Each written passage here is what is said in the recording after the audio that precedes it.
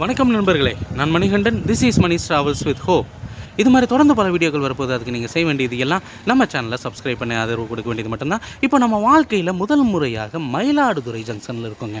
இது வரைக்கும் மயிலாடுதுறையிலிருந்து நம்ம வீடியோவை ஆரம்பித்தது கிடையாது. இப்போ ஒரு புதிய பயணம் மயிலாடுதுறையிலிருந்து நம்ம ஆரம்பிச்சிருக்கோம். நேற்று காரைக்குடிக்கு மயிலாடுதுறையிலிருந்து ஒரு ட்ரெயின் ஆரம்பிச்சிருக்காங்க. ஆனால் அந்த ட்ரெயின் இன்னும் அஃபீஷியலாக இங்கேருந்து ரன் ஆகலை. மன்னார்குடிக்கு இதே நேரத்தில், அதாவது 5:15 மணிக்கு மாலை இந்த ட்ரெயினானது கிளம்பும். அந்த ட்ரெயினை நிறுத்திட்டு தான் இந்த ட்ரெயினை காரைக்குடி வரைக்கும் இயக்குறாங்க. மன்னார்குடியிலிருந்து திருவாரூருக்கு ஒரு ட்ரெயினை ஸ்பெஷலாக கனெக்டிங்காக இயக்குறதா சொல்லியிருந்தாங்க. ஆனால் இன்றைக்கி நம்ம விசாரித்து பார்க்கும்போது அந்த ட்ரெயின் இயங்கலைங்க. அதனால் அந்த ட்ரெயின் ஓடிச்சு அப்படின்னா மன்னார்குடி வரைக்குமே நம்ம அந்த ட்ரெயினில் போக போகிறோம். ஒருவேளை அது காரைக்குடி வரைக்கும் போச்சு அப்படின்னா நிச்சயமாக திருவாரூரில் இறங்க போகிறோம். வாங்க மயிலாடுதுறையிலிருந்து நம்ம வீடியோவை ஆரம்பிக்கலாம். வாங்க. மயிலாடுதுறை ஜங்ஷன் இப்படி தான் இருக்கும் அப்படிங்கிறதையே நான் இன்றைக்கி தான் பார்க்குறேன். ஏன்னா மயிலாடுதுறை ஜங்ஷனை விட்டு நான் வெளியே வந்தது இது வரைக்கும் கிடையாது. இப்போ தான் முதல் முறையாக மயிலாடுதுறை ஜங்ஷன்லேருந்து நான் வெளியே வந்திருக்கேன். இங்கேருந்து கிளம்பக்கூடிய ஒரு முக்கியமான ரயிலில் நம்முடைய பயணம் அப்படிங்கிறது இருக்கிறது. ஏற்கனவே நான் சொல்லியிருந்தேன், மன்னார்குடி வரைக்கும் இங்கேருந்து செல்லக்கூடிய ரயில், இன்னும் கொஞ்ச காலத்துக்கு மன்னார்குடி வரைக்கும் இங்கேருந்து ஆப்ரேட் ஆகக்கூடிய ரயில், இன்னும் சில நாட்களில் இந்த ரயிலானது திருவாரூர் மன்னார்குடி ரயிலாக மாற இருக்கிறது. டிக்கெட்டு எடுத்தாச்சுங்க. பிளாட்ஃபார்ம் பார்த்தாச்சு. 2வது பிளாட்ஃபார்மில் நான் வந்து இறங்கும் போது இங்கே தான் நின்றுருந்தது. இது வரைக்கும் அங்கே தான் நின்றுருக்கு. இந்த ட்ரெயினில் தான் நம்ம ட்ராவல் பண்ண போகிறோம். இது பேசஞ்சர் ட்ரெயின்னு சொன்னாங்க. ஆனால் எக்ஸ்பிரஸ் ரயில் மாதிரி இருக்கிறது. டிக்கெட்டு 20 ரூபாயா? எக்ஸ்பிரஸ் ரயிலில் 20 ரூபா டிக்கெட்னா ஆச்சரியம்தான். ஏன்னா இந்த ட்ரெயினானது பயணிகள் ரயில் அப்படிங்கிற பேரில் இயங்கக்கூடிய எக்ஸ்பிரஸ் ரயில். இப்போ நம்ம ஏறி செகண்ட் பிளாட்ஃபார்முக்கு போகணும். எக்ஸலேட்டர் வசதி அப்படிங்கிறது இது வரைக்கும் இங்கே வரல. ஒரு வேளை பின்னாடி வரலாம். ஏன்னா எல்லா ரயில் நிலையங்களுமே மறுசீரமைக்கப்பட்டு வருவதனால நிச்சயமாக அதற்கான வாய்ப்பு இருக்கிறது. இந்த ட்ரெயின் ஏன் எக்ஸ்பிரஸ் ரயில் பயணிகள் ரயிலாக இயங்குது அப்படிங்கிற டீட்டெயிலையும் நம்ம பார்த்தாகணும் இல்லையா? அதையும் நான் உங்களுக்கு தெளிவாக சொல்கிறேன். கீழே போயிட்டு ஃபஸ்ட்டு இந்த ட்ரெயினை பார்த்துடலாம். ட்ரெயினை பார்த்துட்டு அதற்கடுத்து நம்ம பேசிக்கலாம். இப்போது செகண்ட் பிளாட்ஃபார்மில் நம்ம இறங்கிட்டு இருக்கோங்க. பெரும்பாலும் இந்த மயிலாடுதுறை ஜங்ஷனுங்கிறது ஓரளவு பெரிய ஜங்ஷன் அப்படின்னு தான் சொல்லணும். இங்கேருந்து பிரியக்கூடிய ரூட் அப்படின்னு பார்த்தோன்னா மயிலாடுதுறையிலிருந்து கடலூர் வழியாக செல்லக்கூடிய ரூட்டு, அதே மாதிரி மயிலாடுதுறையிலிருந்து பேரளம் வழியாக திருவாரூர் போகக்கூடிய ரூட்டு, அதே மாதிரி நிச்சயமாக தஞ்சாவூர் போகக்கூடிய ரூட்டு. இப்போது இந்த ட்ரெயினில் நான் ஏற்கனவே பார்த்துருக்கேன், தஞ்சாவூர்லேயே பார்த்துருக்கேன். செந்தூர் எக்ஸ்பிரஸாக இந்த ட்ரெயின் வரும். பக்கத்தில் போய் பார்த்தா தான் தெரிஞ்சு மன்னார்குடி வரைக்கும் செல்லக்கூடிய மன்னை எக்ஸ்பிரஸும் இது தான், செந்தூர் எக்ஸ்பிரஸ் ரயிலும் இது தான், அதே மாதிரி பயணிகள் ரயிலும் இது தான். நீங்கள் பார்த்தீங்கன்னாலே தெரியும், எல்லா எக்ஸ்பிரஸ் ட்ரெயினில் எப்படி சீட் இருக்கும் அதே மாதிரி தான். ஏன்னா எல்லா பெட்டிகளையும் நீங்கள் பயன்படுத்திக்கலாம். ஏசி பெட்டிகளை தவிர மற்ற எல்லா பெட்டிகளையுமே நீங்கள் பயன்படுத்திக்கலாம். தினமுமே இந்த ட்ரெயின் ஆப்ரேட் ஆகுது. இன்னும் கொஞ்ச நாளைக்கு மாலை 5:15 மணிக்கு கிளம்பக்கூடிய இந்த ரயிலானது மன்னார்குடிக்கு 7:10 மணிக்கு போய் சேரும். சேர்ந்ததுக்கப்புறம் இரவு இந்த ரயிலானது மன்னை எக்ஸ்பிரஸ் ரயிலாக புறப்பட்டு மறுநாள் காலையில் சென்னைக்கு சென்றுவிடும்.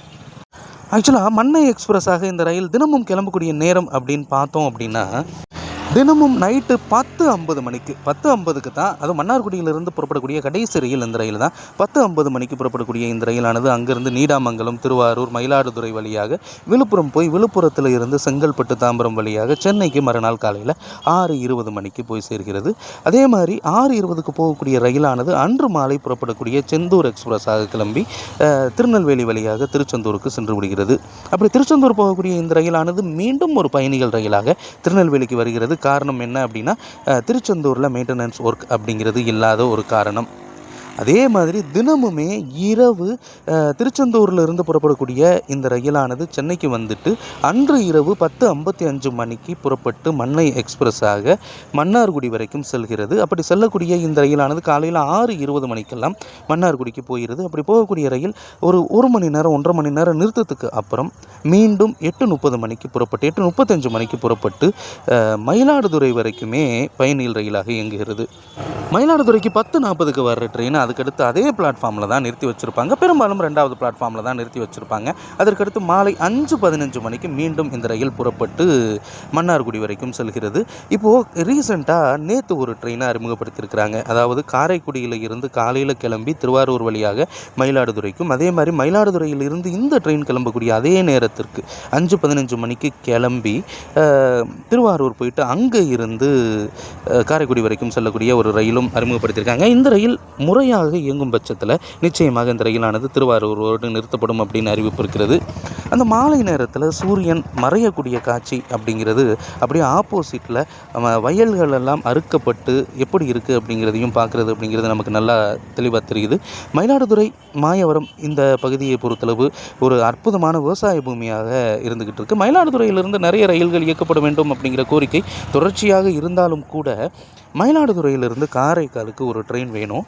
ஆனால் அந்த ட்ரெயினானது பேரளத்திலிருந்து காரைக்கால் வழியாக இயங்க வேண்டும் அப்படின்னு ஒரு கோரிக்கை அப்படிங்கிறது இருக்கிறது. அங்கிருந்து வேளாங்கண்ணிக்கு செல்வதும் கூட ஈஸி. ஆனால் இப்போது திருவாரூர் போய் சுற்றி போக வேண்டிய ஒரு நிலை அப்படிங்கிறது தான் இருந்துக்கிட்டு இருக்குது. என்ன தான் இருந்தாலும் ஒரு அற்புதமான பயணத்தில் என்னோட நீங்கள் இணைஞ்சிருக்கீங்க அப்படிங்கிற ஒரு மகிழ்ச்சி அப்படிங்கிறது எனக்கு இருக்கிறது. இன்னும் கொஞ்ச நேரத்தில் நம்ம அடுத்த ஸ்டேஷனாக இருக்கக்கூடிய பேரளத்தை நோக்கி நம்ம வந்துட போகிறோம்ங்க. பேரளம் அப்படிங்கிறது ஒரு முக்கியமான ஜங்ஷனாக மாறிடுச்சு. ஒரு காலத்தில் இது ஜங்ஷன்லாம் கிடையாது, பாசிங் ஸ்டேஷனாக மட்டும்தான் இருந்தது. பேரளம் காரைக்கால் இடையே புதிதாக அகல ரயில் பாதை அமைப்பதற்காக அந்த பணிகள் எல்லாம் நடைபெறும் வரைக்கும் இப்போ அந்த பாதையெல்லாம் ஓப்பன் ஆயிடுச்சு. சரக்கு ரயில்கள் மட்டுமே இயங்கி கொண்டிருக்கிறது. இதை தவிர்த்து பயணிகள் ரயில் இயக்கப்பட வேண்டும் அப்படிங்கிற கோரிக்கையும் இருக்கிறது. ஆக்சுவலாக இந்த ட்ரெயினானது பயணிகள் ரயில் தான். ஏசி பெட்டிகள் தவிர எந்த பெட்டிகள்லையும் நம்ம நிச்சயமாக ஏறிக்கொள்ள முடியும். அதே மாதிரி லேடிஸுக்கும் தனியான பெட்டிகள் அப்படிங்கிறத ஒதுக்கியிருக்காங்க. ட்ரெயின் நம்பர் 56001 அப்படிங்கிற நம்பரில் தினமுமே இயங்கக்கூடிய இந்த ரயிலானது பேரளத்திற்கு வந்து சேரக்கூடிய நேரத்தையும் நம்ம பார்த்துடணும் இல்லையா. 5:15 மணிக்கு புறப்படக்கூடிய இந்த ரயிலானது பேரளத்துக்கு வந்து சேரக்கூடிய நேரம் அதுக்கு முன்னாடி பேரளம் அப்படிங்கிறது மயிலாடுதுறையிலிருந்து 15வது கிலோமீட்டரில் இருக்கக்கூடிய ஒரு ரயில் நிலையம். தினமும் 5:31 மாலை வந்துட்டு 5:32க்கு கிளம்பக்கூடியதை நம்மளால் பார்க்க முடியுது. பெரும்பாலும் ஆன் டைமுக்கே வந்துடும். காரணம் என்ன அப்படின்னா இந்த ரோட்டில் இந்த டயத்துக்கு எந்த ஒரு ட்ரெயினுமே இல்லாத ஒரு சூழ்நிலை இருக்கிறதுனால நம்ம ஒரு ஃபோனை தொலைச்சிட்டு வீடியோ ஃபுட்டேஜுக்காக ஒரு நாள் ஃபுல்லாக ட்ராவல் பண்ணி எடுக்க வேண்டிய ஒரு நிலை. ஏற்கனவே நம்ம மயிலாடுதுறைக்கு கோயம்புத்தூர்லேருந்து வந்திருந்தோம் ஜன்சதாப்தி எக்ஸ்பிரஸில் தஞ்சாவூர் வழியாக தான் வந்திருந்தோம். ஆனால் ரிட்டனும் நம்ம தஞ்சாவூர் போக வேண்டிய ஒரு நிலை மட்டும்தான் இருக்குது. ஆனால் தஞ்சாவூருக்கு ஏற்கனவே நம்ம தஞ்சாவூர்லேருந்து மயிலாடுதுறை வரைக்கும் அந்த ரூட்டை நம்ம கவர் பண்ணிட்டோம். அப்படி இருக்கக்கூடிய சூழ்நிலையில் ரிட்டன் அதை கவர் பண்ணமான்னு யோசித்தேன். அப்போ நம்ம சாப்பிட்டுட்டு யோசிக்கும் போது எனக்கு ஒரு ஐடியா வந்துச்சு. 5:15 மணிக்கு இயங்கக்கூடிய அந்த மன்னார்குடி நோக்கி செல்லக்கூடிய பயணிகள் ரயிலை பயன்படுத்தணும் அப்படின்னா நிச்சயமாக நமக்கு ரொம்பவும் பயனுள்ளதாக இருக்கும் அப்படிங்கிற ஒரு எண்ணம் அப்படிங்கிறது ஏற்பட்டது. ஸோ அதனால் இந்த ரூட்டில் நம்ம இப்போ மன்னார்குடி வரைக்கும் போயிட்டு அங்கேருந்து மீண்டும் தஞ்சாவூர் வருவதற்கான ஒரு ரயில் பயணம் அப்படிங்கிறது இருக்கிறது. அந்த வீடியோவை என்னால் எடுக்க முடியுமா அப்படிங்கிறது தெரியல. ஆனால் அது இரவு நேரத்தில் பயணிக்கக்கூடிய ஒரு ரயிலாக இருக்கிறது. மன்னார்குடியிலிருந்து இயங்கக்கூடிய ஒரே ரயில் அந்த ரயில் மட்டும்தான். அது எந்த ட்ரெயின் அப்படிங்கிறத நீங்கள் பார்த்துருப்பீங்க. பேரளத்திலிருந்து இப்போ நம்ம தாண்டி போய்கிட்டு இருக்கோங்க. பேரளத்திலிருந்து தாண்டி போனோன்னா அடுத்து நமக்கு இருக்கக்கூடிய ஒரு ரயில் நிலையம் அப்படின்னு பார்த்தோம்னா பூந்தோட்டம் அப்படிங்கிற ரயில் நிலையம். ஊர் பேருக்கு ஏற்ற மாதிரியே ரொம்பவும் அழகாக இருக்கும் அப்படின்னு சொல்லியிருக்காங்க. இந்த ஏரியாவிலலாம் ஊர் பேர் அப்படிங்கிறது ரொம்பவுமே சூப்பராக இருக்குது அப்படின்னு தாங்க சொல்லணும். இந்த ரூட்டில் நீங்கள் பஸ்ஸில் நீங்கள் பார்க்குறீங்க இல்லையா, அந்த வழி தான் பேரளம் காரைக்கால் செல்லக்கூடிய வழி. அந்த வழியாக நம்ம போனோம் அப்படின்னா திருவாரூர் போய் சுற்றி போகாமல் காரைக்கால் போயிட்டு அங்கே இருந்து நம்ம நிச்சயமாக நாகப்பட்டினம் வரைக்கும் போக முடியும். அந்த ரூட்டை நீங்கள் பார்த்துருப்பீங்கன்னு நினைக்கிறேன். அந்த வழி தான் இப்போ புதிதாக அமைக்கப்பட்ட வழி. இப்போது நம்ம பூந்தோட்டத்தை நோக்கி நம்முடைய பயணம் அப்படிங்கிறது போய்கிட்டு இருக்குது. ஆக்சுவலாக இந்த ரூட்டில் வேறு எந்த ட்ரெயினுமே இல்லையா அப்படின்னு நீங்கள் நிச்சயமாக கேட்கலாம். மற்ற ட்ரெயின்கள் அப்படிங்கிறது இருக்கிறது. பூந்தோட்டம் அப்படிங்கிற இந்த அழகான ரயில் நிலையத்துக்கு நம்ம வந்துட்டோங்க. பேருக்கு ஏற்ற மாதிரியே பச்சை பசேல்னு இருக்குது. இந்த வெயில் காலத்துலேயுமே அந்த ஓரத்தில் பச்சை பசேல்னு இருக்கிறது அப்படிங்கிறது ரொம்பவும் மனதுக்கு மகிழ்ச்சியாக இருக்குது. இந்த பூந்தோட்டம் அப்படிங்கிறது மயிலாடுதுறை மன்னார்குடி பயணிகள் ரயிலுக்கு 2வது ரயில் நிறுத்தமாக இருக்கிறது. அதே மாதிரி மயிலாடுதுறையில் இருந்து 18வது கிலோமீட்டரில் இருக்குது. பேரளத்திலிருந்து ஜஸ்ட் 3 கிலோமீட்டரில் இருக்கக்கூடிய ஒரு அழகான ரயில் நிலையம். பெரும்பாலும் அதிகப்படியான ரயில்கள் நிற்காத ரயில் நிலையம் அப்படின்னு தான் சொல்லணும். பயணிகள் ரயில் மட்டும்தான் நிற்கும். இந்த ஏரியாவில் ஓடக்கூடிய பயணிகள் ரயில் அப்படின்னு எடுத்துக்கிட்டால் இது ஒன்று மட்டும்தான் மன்னார்குடி வரைக்கும் போகுது. சில ரயில்கள் செல்கிறது. அது காரைக்கால் வரைக்கும் செல்லக்கூடிய ரயில் கூட எக்ஸ்பிரஸ் ரயிலாக இருக்கிறது. பெங்களூர்லேருந்து காரைக்கால் வரக்கூடிய ரயிலும் கூட இங்கு நிற்பதற்கான வாய்ப்பு அப்படிங்கிறது இருக்கிறது. அதே மாதிரி எக்ஸ்பிரஸ் ரயில்கள் எதுவுமே இங்கே நிற்கிறதில்ல. எக்ஸ்பிரஸ் ரயில்னால் என்ன அப்படின்னு தானே கேட்குறீங்க.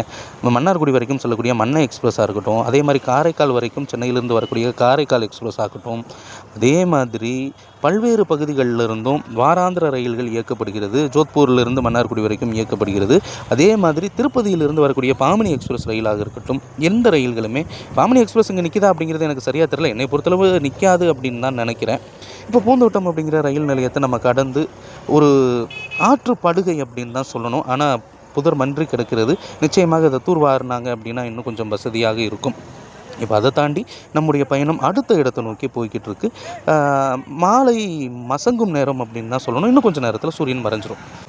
இந்த நேரத்தில் நம்முடைய பயணம் அப்படிங்கிறது சிறப்பாகவே போய்கிட்டு இருக்குங்க. உண்மையிலேயே இந்த ரூட்டெல்லாம் நான் இது வரைக்கும் பார்த்துடாத ரூட் அப்படின்னு தான் சொல்லணும். இப்போது நாகப்பட்டினம், காரைக்காலிலேருந்து நம்ம நாகப்பட்டினம் வழியாக திருவாரூர் வந்திருக்கோம். ஆனால் திருவாரூர் வந்தோம் அப்படின்னா அது வேறு ஒரு ரூட்டில் நம்ம வந்திருப்போம். இந்த மயிலாடுதுறைக்கும் திருவாரூருக்கும் இடைப்பட்ட ரூட் அப்படிங்கிறது நம்முடைய வாழ்க்கையிலேயே இதுதான் முதல் முறையாக நம்ம பயணப்பட்டுக்கிட்டு இருக்கோம். முதல் முறையிலேயே ஒரு அற்புதமான அனுபவம் அப்படிங்கிறது நமக்கு கிடைச்சிருக்கு. இப்போ அடுத்த ஒரு ரயில் நிலையத்தை நம்ம கடந்து போய்கிட்டு இருக்கோங்க.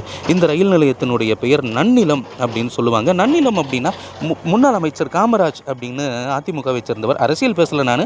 அவர் இந்த பகுதியில் தொடர்ந்து வெற்றி பெற்றது அப்படிங்கிறது வரலாறு. அவர் உணவுத்துறை அமைச்சராக கூட இருந்தது அப்படிங்கிறது நன்றாக நினைவு இருக்கிறது.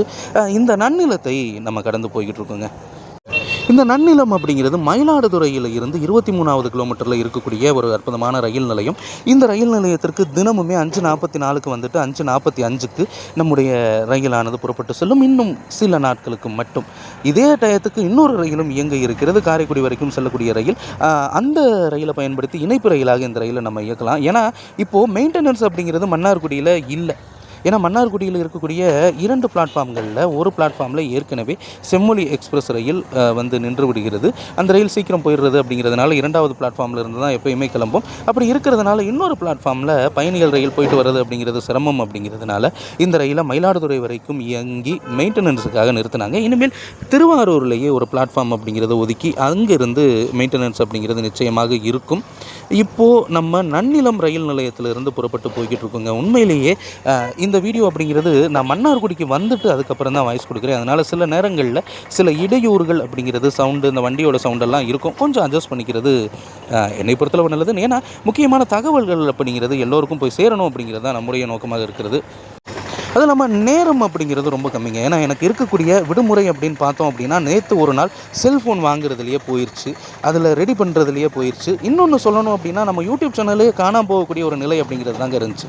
ஏன்னா அந்த மெயில் ஐடிக்கு நம்ம ஃபர்கட் பாஸ்வேர்டு அப்படின்னு கொடுத்தோம் அப்படின்னா என்னோடய செல்லுக்கு தான் மெசேஜ் அப்படிங்கிறது போச்சு.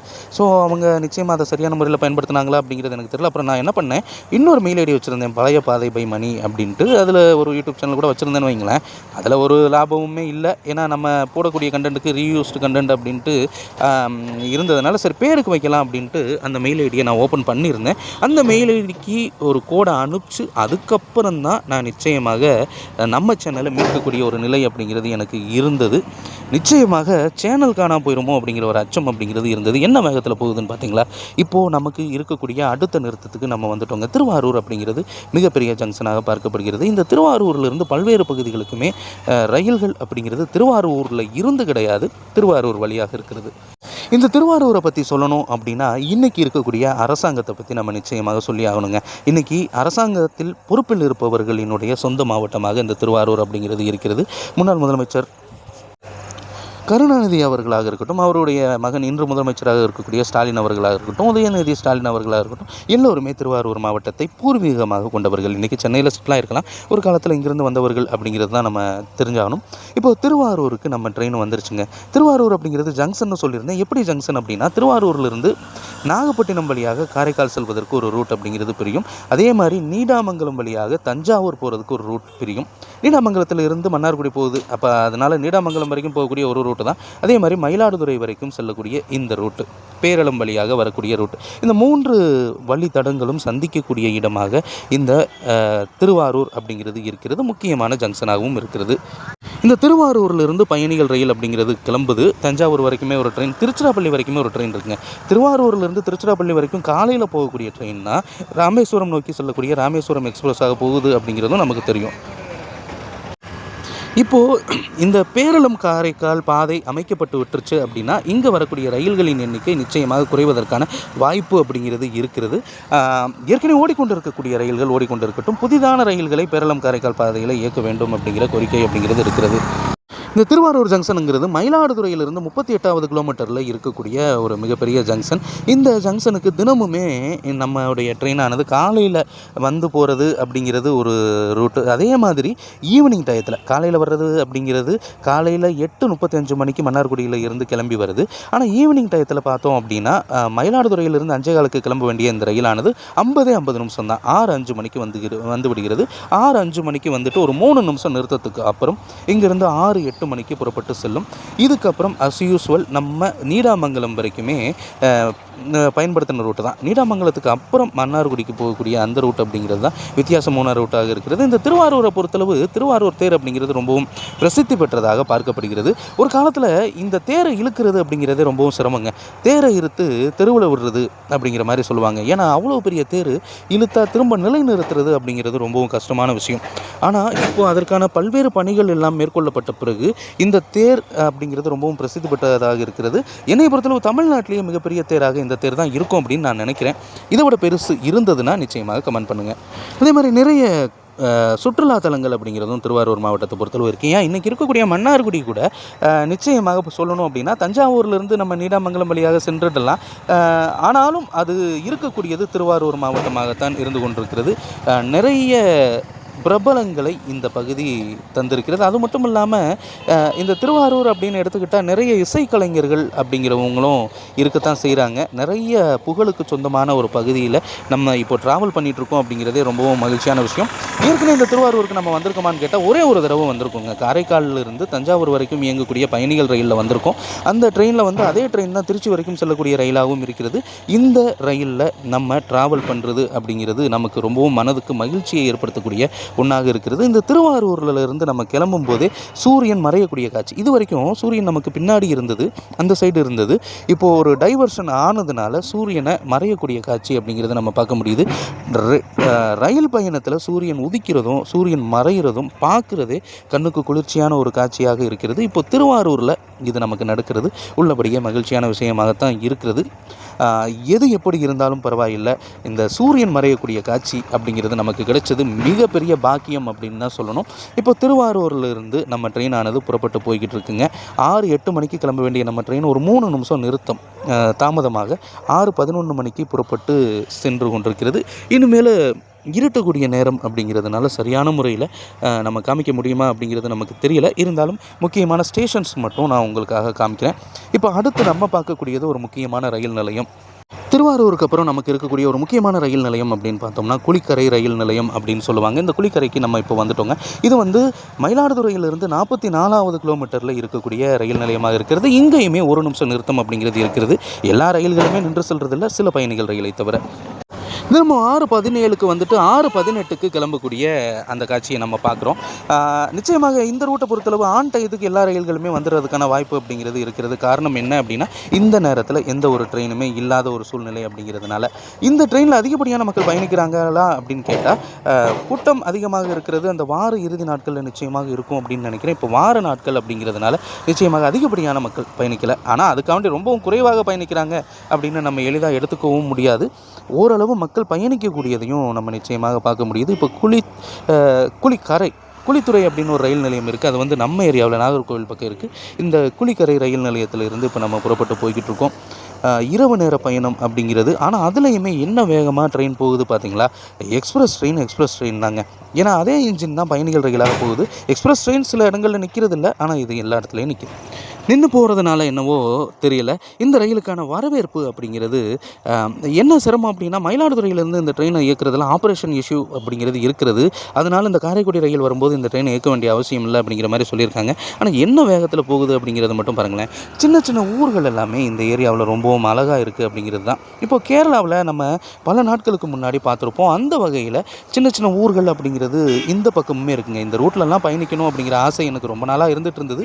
இப்போ டெல்டா பகுதியில் நம்ம இருக்கிறதுனால இதெல்லாம் பயணிக்க முடியுது. நமக்கு தெரிஞ்சதெல்லாம் அந்த மெயின் லைன், கார்டு லைன் இந்த வழியாகவே போய் வந்து பழகிட்டோம் அப்படிங்கிறதுனால இந்த ரூட்லையும் ரயில்கள் இயக்கப்படும் அப்படிங்கிற ஒரு எதிர்பார்ப்பு அப்படிங்கிறது தொடர்ச்சியாக இருந்தது. சென்னைக்கு கூட இந்த ரூட்டில் இருந்து ட்ரெயின் அப்படிங்கிறது இருக்கிறது. மன்னார்குடியிலிருந்து வரக்கூடிய ரயில், அதே மாதிரி ராமேஸ்வரத்திலிருந்து வரக்கூடிய ரயிலும் நிச்சயமாக இந்த ரூட்டு வழியாக இயங்குதா அப்படிங்கிறது எனக்கு தெரியல. ஒரு டவுட் அப்படிங்கிறது இருக்குது. இப்போது திருவாரூரிலிருந்து பட்டுக்கோட்டை, முத்துப்பேட்டை இந்த வழியாக இயங்கக்கூடிய ரூட்டு அது தனியாக இருக்கா இல்லை நீடாமங்கலத்தில் இருந்து பிரியுதா அப்படிங்கிறது எனக்கு தெரியல. ஆனால் தனியாக தான் இருக்கும் அப்படின்னு நினைக்கிறேன். அப்படி பார்க்கும்போது திருவாரூருக்கு கூடுதலாக ஒரு சந்திப்பு அப்படிங்கிறது இருக்கிறது. சின்ன சின்ன ரயில் நிலையங்கள்லாம் கடந்து அடுத்து நமக்கு இருக்கக்கூடிய முக்கியமான ரயில் நிலையம் அப்படின்னு பார்த்தோம்னா கொரடாச்சேரி. கொரடாச்சேரிக்கு அப்புறம் நீடாமங்கலம். நீடாமங்கலத்திலிருந்து ரூட்டு வழக்கம் போல் 2ஆக பிரியும். ஒன்று தஞ்சாவூர் வரைக்கும் போகக்கூடிய ரூட்டு, அதே மாதிரி மன்னார்குடி வரைக்கும் செல்லக்கூடிய ரூட்டு. இப்போது கொரடாச்சேரி ரயில் நிலையத்தில் நம்ம இருந்துகிட்டு இருக்கோங்க. இந்த கொரடாச்சேரி அப்படிங்கிற ரயில் நிலையம் அப்படிங்கிற நான் ஆரம்பத்தில் இந்த பேரெல்லாம் இந்த பக்கம் கேள்விப்பட்டதே கிடையாது. போன தடவை வரும்போது தான் அது எனக்கு கண்கூடாக தெரிந்தது. நிச்சயமாக அதிகப்படியான மக்கள் பயன்படுத்தக்கூடிய ரயில்கள் அப்படிங்கிறது இந்த ரூட்டில் ஓடிட்டு தான் இருக்குது. ஏன்னா இந்த ரூட்டில் பஸ்ஸில் போகிறது அப்படிங்கிறது ரொம்ப டிஃபிகல்ட். காரணம் என்ன அப்படின்னா, ஒரு இடத்துலேருந்து இன்னொரு இடத்துக்கு போகிறதுக்குள்ளே 10 ஸ்டாப்பிங் அப்படிங்கிறது இருக்கும். இதுவே ட்ரெயினில் போகிறது அப்படிங்கிறது ரொம்பவும் கம்ஃபர்டபுளாக இருக்கும். அதனால தான் இந்த பகுதி மக்கள் அதிகப்படியான ரயில்களை கேட்குறாங்க. நம்மளும் நம்ம சேனலில் அதிகப்படியான ரயில்களுக்கான கோரிக்கையை கொடுத்துட்ருக்கோம். இதெல்லாம் எப்படி அப்படின்னா, இந்த மாதிரி நம்ம பயணத்துக்கு வரும்போது பக்கத்தில் இருக்கிறவங்க அல்லது அந்த பகுதியைச் சேர்ந்தவங்க அவங்கக்கிட்ட கேட்கக்கூடிய கேள்விகள், அவர்களுடைய தேவைகள், இதெல்லாம் மனசில் வச்சு தான் நிச்சயமாக இதற்கான கோரிக்கைகள் எல்லாம் நம்ம கொடுத்துட்ருக்கோம். ஏதோ நம்மளாக இந்த கோரிக்கைகள் அப்படிங்கிறத நம்மளாக கிரியேட் பண்ணி சொல்லலை அப்படிங்கிறதையும் நான் மக்களுக்கு இந்த நேரத்தில் சொல்லிக்க விரும்புகிறேன். இந்த கொரடாச்சேரி ரயில் நிலையத்தை பற்றி நம்ம பார்த்துடலாம். இந்த கொரடாச்சேரி அப்படிங்கிறது ஜங்ஷன் ரயில் நிலையம்லாம் கிடையாது. இது ஒரு சாதாரண ரயில் நிலையம் தான். மயிலாடுதுறையில் இருந்து கிட்டத்தட்ட 54வது கிலோமீட்டரில் இருக்கக்கூடிய இந்த ரயில் நிலையத்திற்கு தினமுமே இந்த ரயிலானது 6:31க்கு வந்துட்டு ஒரே ஒரு நிமிஷம் நிற்கும். அதுக்கப்புறம் 6:32க்கு இந்த ரயிலானது அங்கேருந்து புறப்பட்டு செல்லும். அது மட்டும் இல்லாமல் இந்த ட்ரெயினில் அன்ரிசர்வ்டு பெட்டிகள் எத்தனை இருக்குது அப்படிங்கிறதையும் நம்ம பார்த்துடணும் இல்லையா? நிச்சயமாக ஏசி பெட்டிகள், first AC, second AC, third AC, இந்த ஏசி பெட்டிகளை தவிர இருக்கக்கூடிய எல்லா பெட்டிகளுமே அன்ரிசர்வ்டு பெட்டிகள் தான். இந்த ஒரு பயணத்தின் போது மட்டும், மற்ற நேரங்களில் அது எல்லாமே ரிசர்வ்டு பெட்டிகளாகவே இருக்கும். சூரியன் மறைந்த பிறகு இப்போ நம்ம பார்க்கக்கூடியது நீடாமங்கலம் ரயில் நிலையத்துக்கு வந்துட்டுருக்கோம். தமிழகத்திலேயே ஒரு வித்தியாசமான ரயில் நிலையம்னா இந்த ரயில் நிலையம் தான். ஏன்னா இந்த ரயில் நிலையத்திற்கு இடையில் சாலைகள் அப்படிங்கிறது நிச்சயமாக செல்லும். அதையும் நம்ம பார்த்துருக்கோம். இப்போ மன்னார்குடி அப்படின்னு நம்ம எடுத்துக்கிட்டோம் அப்படின்னா, மன்னார்குடியில் ரொம்ப முக்கியமான விஷயம் அப்படிங்கிறது மன்னார்குடியில் இருக்கக்கூடிய அந்த பெருமாளினுடைய கோவில், அங்கே இருக்கக்கூடிய கோமதி அப்படிங்கிற அந்த யானை, கோபாலசாமி அப்படிங்கிறது அந்த கோயிலினுடைய பேர்.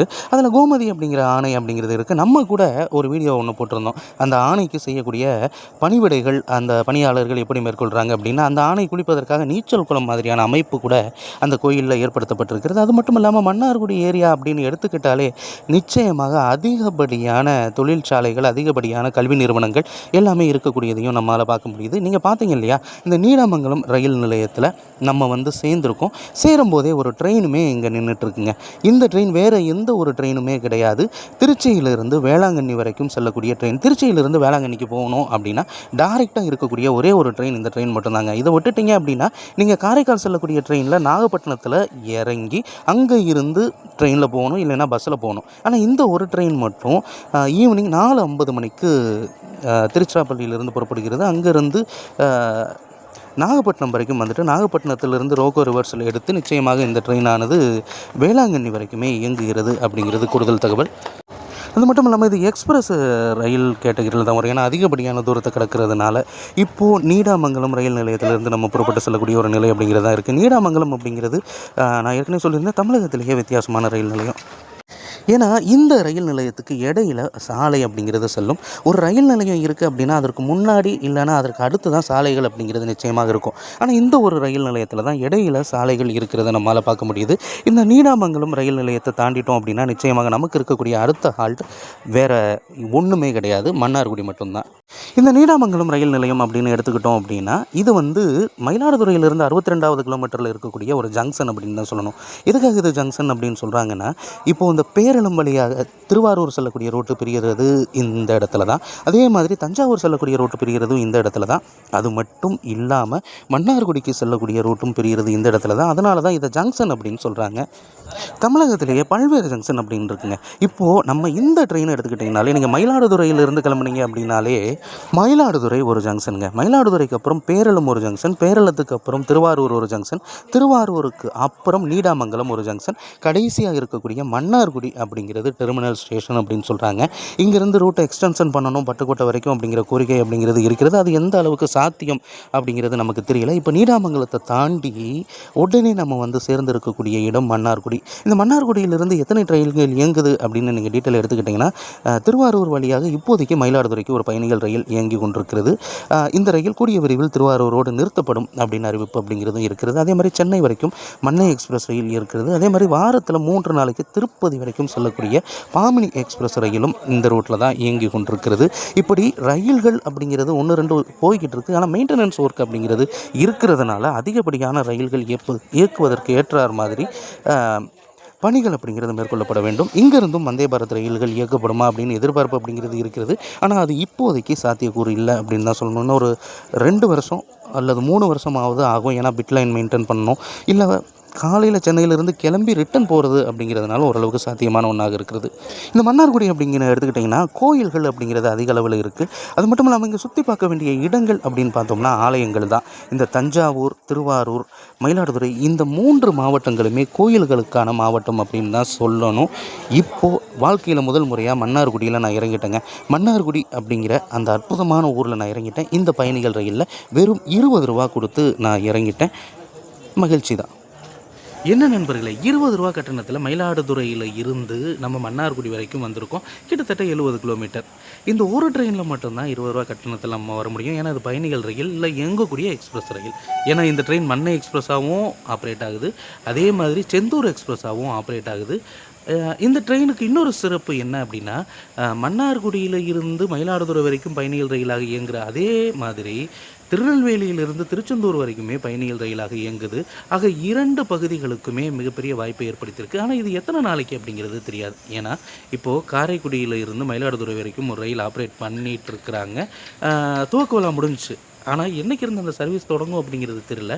ஒரு வேளை தொடங்குனா இந்த ரயில் திருவாரூர் மன்னார்குடியோடு நிறுத்தப்படும்.